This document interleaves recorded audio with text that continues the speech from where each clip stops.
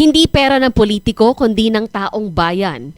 Ito ang bahagi ng mensahe ni Kidapawan Mayor Paulo Evangelista sa mga opisyal na mahilig pumapel at maglagay ng mukha sa mga ayuda at proyekto ng pamahalaan.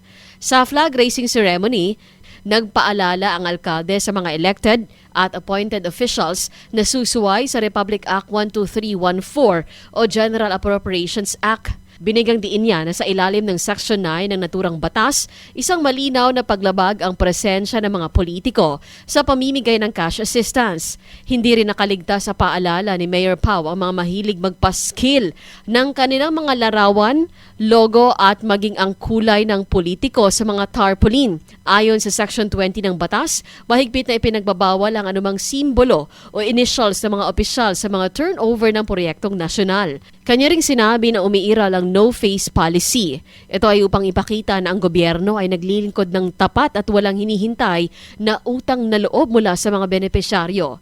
Hamon pa niya sa mga mambabata sa Kamara, kung sila ang nagpanday ng batas, dapat sila ang unang magpakita ng delikadesa at tumalima.